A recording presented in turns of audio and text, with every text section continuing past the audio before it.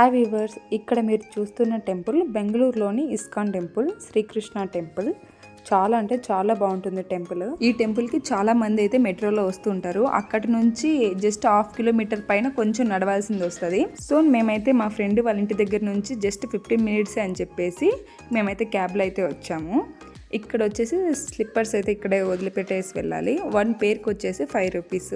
ఇక్కడ మీరు చూస్తున్న క్యూ వచ్చేసి దర్శనానికి వెళ్ళే వాళ్ళు. టెంపుల్ టైమింగ్స్ వచ్చేసి మార్నింగ్ 7 o'clock నుంచి నైట్ 8 o'clock వరకు. అదే పబ్లిక్ హాలిడేస్లో అండ్ వీకెండ్ డేస్లో వచ్చేసి మార్నింగ్ 7:15 నుంచి ఆఫ్టర్నూన్ 1 o'clock వరకు, సాయంత్రం 4:15 నుంచి నైట్ 8:15 వరకు అయితే టెంపుల్ అయితే ఓపెన్లో ఉంటుంది. సో ఇక్కడ ఎంట్రన్స్ గోపురం, మనం ఇక్కడ నుంచి ఎంట్రీ అవ్వాల్సి ఉంటుంది. ఇక్కడ గజస్తంభం వచ్చేసి గోల్డ్ ప్లేటెడ్ గజస్తంభము.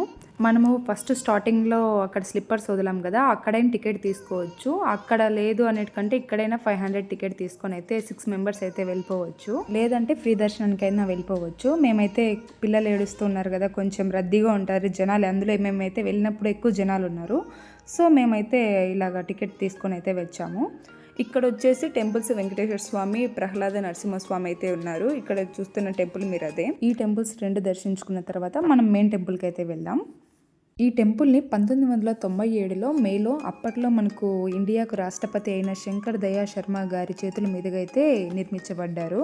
ఈ టెంపుల్ అయితే చాలా అంటే చాలా బాగుంది. ఇక్కడ వచ్చేసి మనం మెయిన్ టెంపుల్కి అయితే ఎంటర్ అయ్యాము. ఇక్కడ శ్రీకృష్ణ మందిరానికి గోల్డ్ ప్లేటెడ్, అక్కడ చూస్తున్నారు కదా, గోల్డ్ ప్లేటెడ్తో మొత్తం గోల్డ్ ప్లేటెడే. చాలా అంటే చాలా బాగుంది.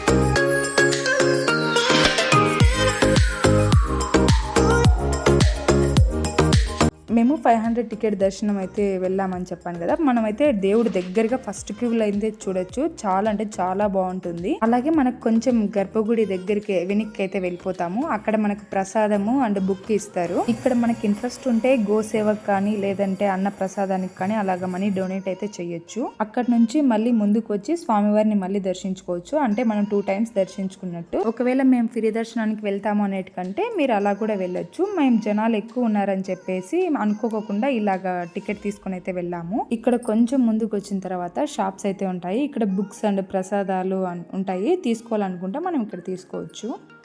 ఇక్కడ నుంచి కొంచెం ముందుకు రాగానే ప్రసాదం అయితే పొంగల్ పెట్టారు.